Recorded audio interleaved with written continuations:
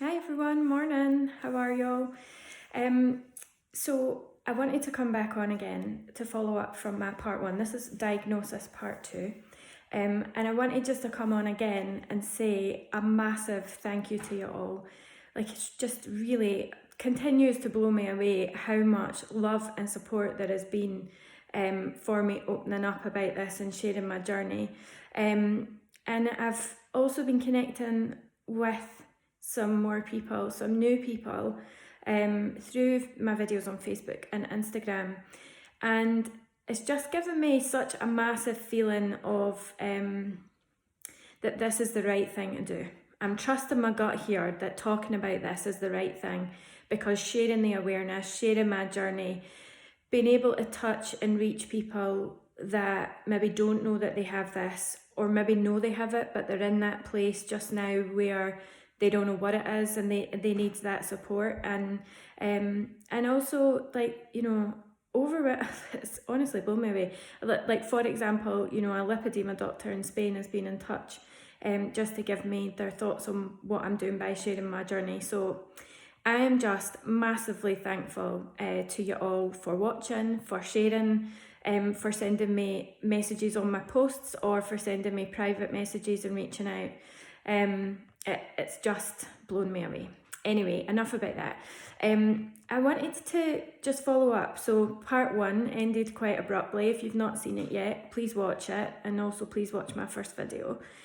Because I feel like I'm telling a story now, so I feel like you need to see those to know. But what you saw at the end of my last video was emotions, and I was very emotional, and I wanted to talk about that and acknowledge what that was, because what that emotion really comes up for me, and it's brought a lot of stuff up for me over the weekend, it's why it's taken me a few days to come back on this video. But those emotions represent over, how old am I now? It's like over 20 odd years of feeling the way I feel, and the battle that I've been in. And it is a battle. If you're in this battle, you'll know exactly what I mean. If you're not in this battle, nothing I say will ever let you know, because it's an enormous battle. Physically, it's an enormous battle, because I have all kinds of physical issues with my condition, but mainly it's the mental self-esteem, self-confidence, which is huge. So the emotions that came up for me are firstly about that part of this is actually talking about it. I'm recognising is actually helping to heal me and process some of my emotions, because for years I never spoke to anyone about it. In fact, the vast majority of my life I didn't speak to anyone, and that was not because I don't have love and support around me. My God, I have a massive family and a really great bunch of friends who absolutely have been there for me. But for me to truly open up and talk about how I was feeling, I wasn't able to. I just wasn't. Because of the stigma, because of the shame, because of the confusion, all the things I've mentioned. It wasn't, if I'm honest, until I got the diagnosis. That was my first step. So diagnosis is important, which is why I've been speaking about it. And secondly, I met someone through work, and some of you on this video will know her, Karen. And she taught me how to open up and speak. She is and I hope she doesn't mind me saying this, Karen, I'm sorry for outing you. Well, I'm not really outing you, because you would say this yourself, but Karen is an oversharer. And generally I've been an oversharer in life, but this is the one thing that I had never shared. I had just kept, obviously I spoke about, with probably my sister and a couple of my really close friends, and my cousin, but other than that, I didn't really speak to anyone about it. But she just taught me Karen's taught me loads about owning your feelings, about speaking about them, about sharing them, about caring less about what other people think. And a lot of it has been, for me, around what do people think, because people are quick to tell you what they think. And usually, because people don't understand lipedema, they think that it's weight. So usually it is around the weight issue. So Anyway, all of that is emotional for me. It's a lot, and it's brought up a lot for me, but I also see this as an opportunity for me to heal and move through how I've been feeling and move past it. So anyway, that's enough about that. But I just wanted to explain what that emotion is. That emotion, and when I speak about people who've really helped me, because again, and I want to caveat this, I know that I'm bringing up some things that may sound negative about doctors, nurses, and I don't mean it to, because they don't know. And I keep saying this, you only know what you know.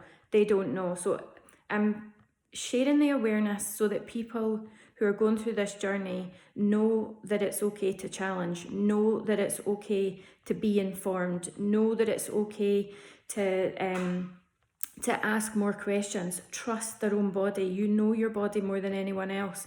You know, the strongest thing that led me through all of this was that I knew something wasn't right, and I kept at it, you know. And so these are the lessons that I want to tell people. So when I talk about the NHS and some of the difficulties that I've had in terms of getting diagnosis, I just don't want it to be confused. You know, I have the absolute utmost respect for what they do, for the challenges that they face and the conditions in which they do it. So I don't want it to be misunderstood. And, you know, when I talk about the people who've helped me along the way, you know, Mr. Chalmers, I spoke about him. He's the first person that saw something and knew it wasn't right and took action. He took action. I didn't ask him. You know, it was a complete, and I don't think I explained this very well in my last video, so maybe I'll just quickly mention that. When I went to see Mr. Chalmers, and I spoke about the fact that I was asked to take my trousers off, and didn't explain why that was. It was a simple twist of fate, and this is where I speak about synchronicities.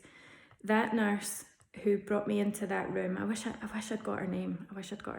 But anyway, she had my file mixed up. It wasn't me that was supposed to take my trousers off. It was the woman that was coming in for the appointment after me.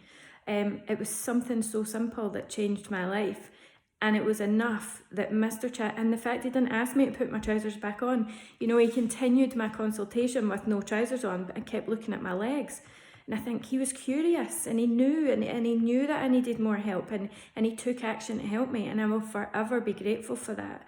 And then Andrea at Revitalise, you know, I spoke about, she was the first person that spoke to me about lipoedema. But she's not a medical professional, so she was really, you know, she was able to inform me, and she spoke to me about lipoedema and lymphedema, because the two can often be very confused. And she provided me with some real solace and comfort. You know, she spoke to me about my condition in a way that no one else had, and it was like, I was like blown away. Because I'd never had anyone talk to me about it. You know, I can't even imagine I can't describe to you what that's like when you know something's wrong and everybody's telling you it's something else. And then you meet someone that gets you. Like, I'm going to try and think of a way to describe that. And then after Andrea, as I said, and this is where I started to get emotional, I spoke about Fiona, and Fiona's an amazing soul. Fiona works at the Lipoedema and Lymphedema service in NHS Lothian. And that's where I was first referred to. And again, I speak about those synchronicities of opportunities missed. The Lymphedema and Lipoedema service in NHS Lothian at that time was in the office above my GP that had been telling me for years that I was just lazy, fat, needed to go on a diet, didn't exercise enough, blah, blah, blah, blah, blah. All things that she did have some points on, right? I mean, I'm not absolving myself of some weight issues that I have, but she just wasn't curious enough. But she didn't know, right? So fair. She didn't know. But the fact that it was just right above her office, and I just think, we need to get the message out. People need to know that NHS Lothian has a lipoedema and a lymphedema service. And if you don't live in NHS Lothian, you need to ask that question of your NHS trust. Is there someone in the lymphedema and lipoedema service that I can speak to? If these symptoms or my journey resonates with you in any way, speak to your local NHS trust about it, not necessarily just your GP. But Fiona is an amazing soul. You know, she just gentle, so kind, so kind. And the way that she spoke to me, and the way, I mean, she diagnosed me within minutes, as I said, of me going into her office, and she helped me for the first, I think it was the first 3 years of my journey, because I lived in Edinburgh at the time. And then I moved into a different area, and so I met another lymphedema nurse, Alan, who I just love the bones of, and he's just such a fantastic soul. And I really feel like I've been on a journey with Alan as well, because Alan is the first person that I spoke to about liposuction, which is the only treatment to remove lipedema fat from your body. I think I've mentioned this before. You cannot remove lipedema weight from you. It naturally will not go. There's nothing your body can do to remove that fat. So that fat remains with you forever unless you have liposuction treatment, which has been successfully being used in Germany in particular for over 30 years, and in the UK in the last 10 years. So Alan and I have I just feel like I'm on a special journey with him, and he's fantastic. I mean, it's just amazing. Anyway, he's helped me so much with information, with tights. So I have to wear compression tights, and this is one thing, and I don't know if this needs a whole video in itself, is what to do when you get a diagnosis. Because the shocking thing is there's not an awful lot of extra additional support in the NHS to help you with it. So the main treatment for me that I get without fail is 2 pairs of compression tights, usually every 3 months, but sometimes more, sometimes less, depending on what I need. And these bad boys, as I call them, because they are bad boys. I don't know if any of you have ever been in compression, then you'll know how strong they are. But I have to wear them in pretty much my full body. They go from my boobs to my toes. I wear full tights to try and help with moving the lymph in my body, because my lymph nodes don't work properly in my legs. Also with moving some of the swelling, all that kind of stuff. So compression tights is, God, you could do a whole video on that. Those are a battle to wear, but those are the treatment. And if I'm honest with you, they were a love affair for me at first. I really did not. I fought with them tooth and nail. I cried many a time over them. They have given me open sores and all sorts, but equally now I wouldn't be without them. In fact, I'm sitting in just my tights just now, and obviously I've got a top on. I just wouldn't be without them. I go through phases. I'm not perfect, right? I go through phases when, especially in the summer, because they are hot. I mean, they weigh a ton and they're hot to wear. They're uncomfortable, and when you've got swelling and you try and put compression on, it's a nightmare.